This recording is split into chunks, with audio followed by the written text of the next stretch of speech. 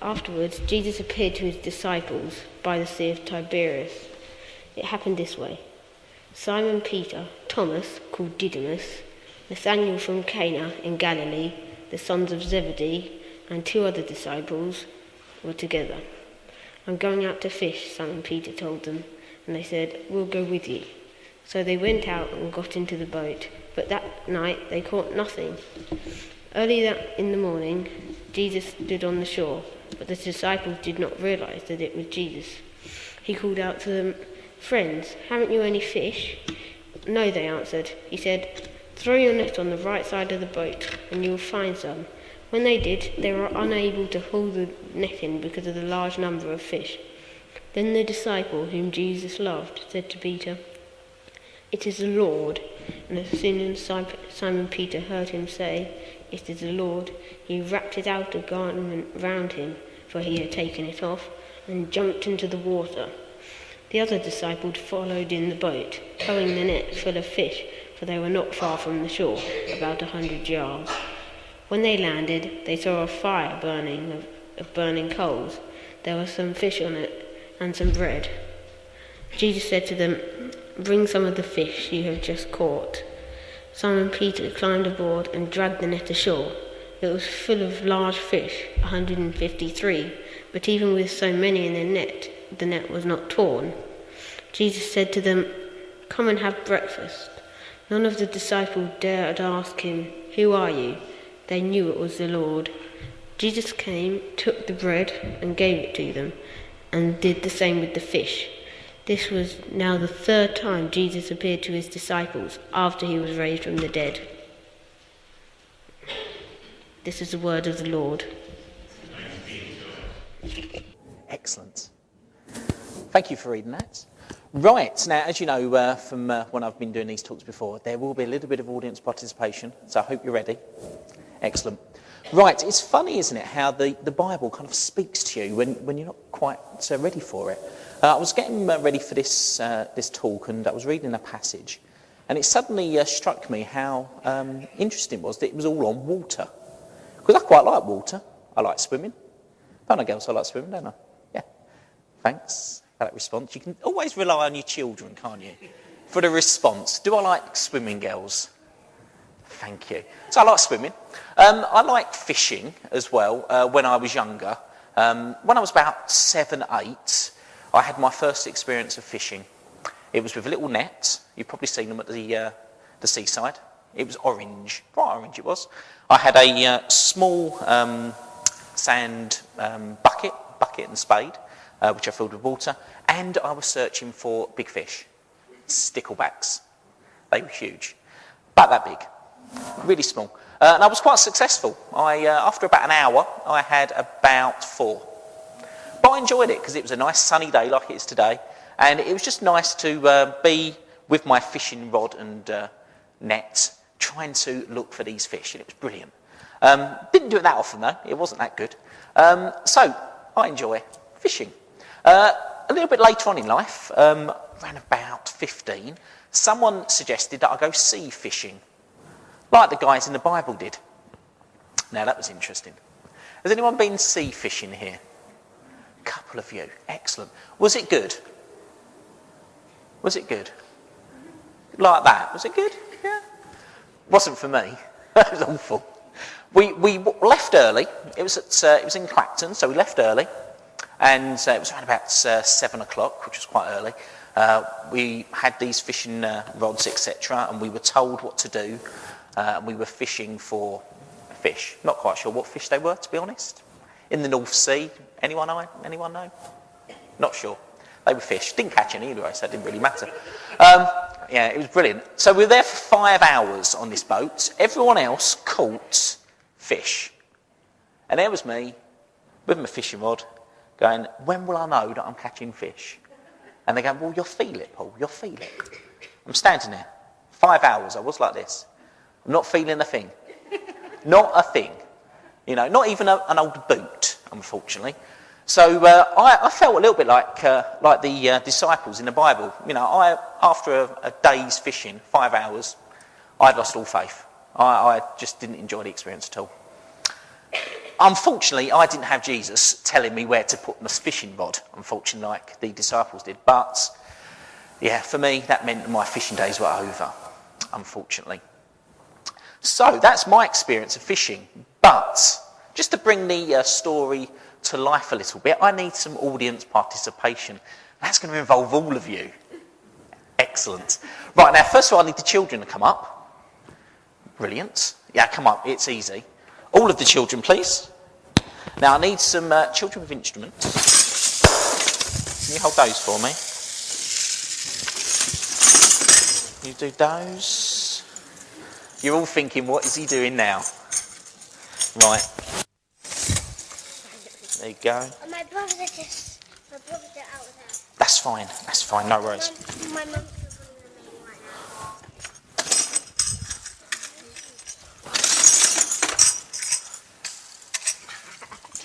Right, has everyone got an instrument? Excellent. No, oh no. There we go. Right, now you've got to face the audience, okay? Now what we're going to try and imagine, just to bring the Bible story to life a little bit, is that these guys here, they're going to be the disciples on the boat. Late at night, they're a little bit tired, okay? And they're going to make some sea noises, fingers crossed, with their instruments. Let's have a little practice. Sea noises, go. Oh. You could just be by the Sea of Galilee, couldn't you? Okay, brilliant. And you guys, you're going to be the waves, so you're going to kind of sway a little bit, just so they get a little bit seasick. Brilliant. Oh. It's like being on a boat, guys, isn't it? No. It is, yes. Excellent. Brilliant. So as you can see, nice sea there. Now, you can stop. Oh, keep on swaying. Keep on swaying. That's it. Right, now, guys, what I want you to do is just have a look over there, and you're going to go fishing for some fish just over there. So if you wouldn't mind just trying to find some fish, and if you find any, bring them back. I can see some people that aren't swaying. Keep on swaying. And then when you got one, just take one each and then come back. Lindsay, a little bit more enthusiasm. Come on. She feels sick. Seasick. Right. Okay. Thank you. Right, you can stop swaying now, guys. You'll be pleased to know. Okay. Oh, dear. Now, sorry, I'm going to go into teacher mode. Hands up who didn't get any fish. Oh, no, sad face. You need to look sad now. Sad face. Sad face. Now, that's kind of like what happened in the Bible story, isn't it? They were sort of like, they'd had a night's fishing and it didn't go well. Didn't go now. Well, now, they were experienced fishermen, just like these guys were. Thank you. Just like these guys. They were experienced fishermen. It was their job to be fishermen. And they hadn't caught a fish. So that was really sad. But when we look into the Bible a little bit, it kind of poses the question, why were they fishing in the first place? Because Jesus had just been resurrected, and they should have been full of the joy, and they should have been going out and spreading the message. But they weren't.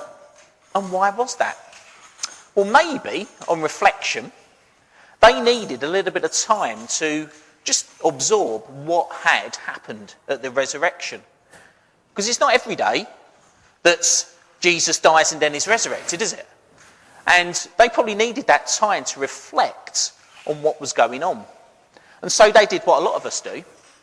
We go back to what we are comfortable with. And for the disciples, that would have been fishing.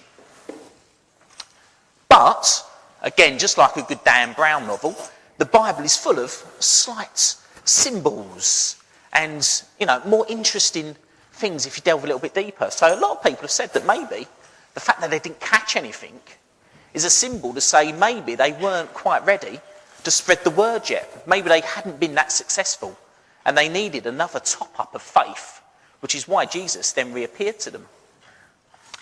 So, I'm afraid we're going to need to do a little bit of swaying again in a minute. Okay? Jesus appeared. And, unfortunately, he wasn't with me when I was fishing in the sea, unfortunately.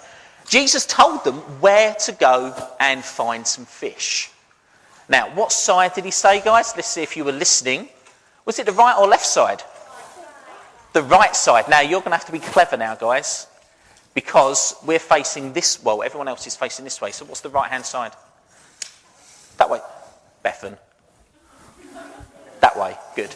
Okay, so Jesus said, cast your nets on the right-hand side. So they did that, and lo and behold, they found lots of fish. So, guys, pick one fish up if you can find them, bring them back, and then keep on coming back until all of the fish have gone. Just one at a time, though.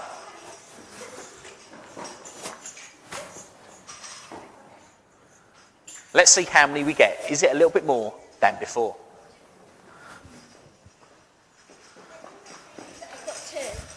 They were stuck together. Right, so 1, 2. Thank you. Go back and get some more if you need to. Thank you. Oh, you decided to do one at a time, did you, Marissa? Go back and do one at a time, honestly.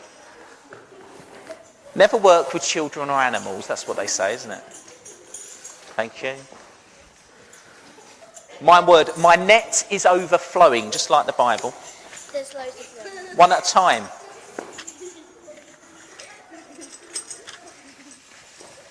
This is also their Keep Fit lesson as well.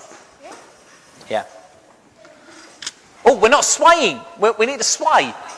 Otherwise we don't get the effect. One at a time.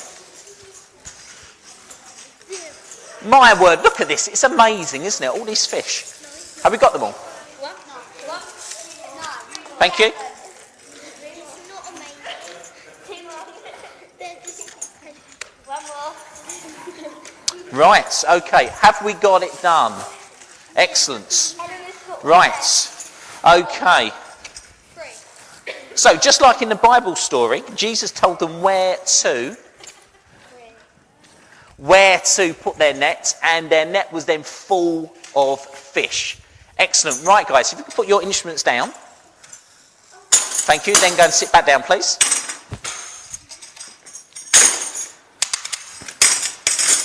Obviously, a little bit of a choppy bit of sea here. Excellent. So, our net is overflowing with fish.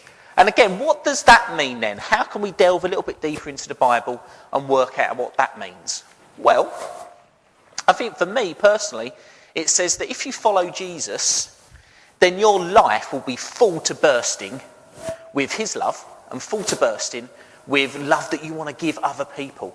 So you want to try and go out into the community and just be like God, just be like Jesus. Go out there and help people, like we heard from today about the water walk. Okay, just go out there and be someone who follows in Jesus. So your life will be full to bursting. And it also means, in reference to the songs that we've had today, whatever you come across, if you are following Jesus, then your net can't be broken. It just can't be broken. So whatever happens to you, you can go through it and you can work through that experience. And you get strength from it. So you as a person become stronger. Your net is unbreakable. And again, when I was thinking about this talk, it kind of like resonated with me because about a year ago, I had this crazy idea at school to run a field trip to Iceland. I'd never run a field trip to Iceland before, never run a geography field trip abroad before. So it was a bit of a crazy idea. And our geography department as a school had never done overseas trips at all, or week trips at all. So I had this crazy idea. And it was kind of like, should I do it? Shouldn't I do it? Maybe, maybe not. And I had all this fear, all of this worry. What happens if it goes wrong, etc., etc. But in a quiet moment, I thought, is it something that, God is telling me I should be doing? Is it something that would benefit the children? And the answer was definitely yes. So I went through it. We had some ups and downs, passports not in the right name, things like that, all good stuff. But eventually, we managed to get there. Kids were amazing, and they were in awe of the, again, water theme, the waterfalls and the glaciers, and we just had an amazing time. And at the end of it, I just was thanking the Lord for just an amazing trip. Because again, I had all that fear, and it would have been so easy just to say, no, I'll let someone else organise it, in another time, etc. But again, with the Lord, your net is unbreakable. You can do anything if you've got the power of the Lord with you. So that's the message, I think, that this story is trying to tell us. The disciples needed the time to reflect on the resurrection. They needed that time to just think about what it meant to them as people, because they didn't have their leader anymore with them physically. Okay, they were going to be in charge of his message, but they needed that time to reflect on what that meant to them as individuals. And I think we all need that time to reflect, don't we? That quiet time sometimes to just listen. As Bear Grylls says, and I'm a big fan of Bear Grylls, God gave us 2 ears and a mouth, so we should use it in that proportion. Girls, are you listening? 2 ears and 1 mouth, so we should listen more than we talk. And we need that reflection. And I think also the disciples needed that top-up of faith as well. And sometimes we need that as well. Going to church every Sunday, it just gives us that top-up of faith to realise that, yes, we are doing what we should be doing. Or if we're not, it's okay. We just need to top up on our faith and set our path right again. And then finally, with Jesus, we've got that unbreakable net. We can do whatever we can do in life if we follow Jesus. So that is the message that I think that passage from the Bible says. And I urge you to read it again and see what it says to you, because sometimes we all interpret the Bible in different ways. So when you get home, have a look at the passage again in a quiet moment. And what does it say?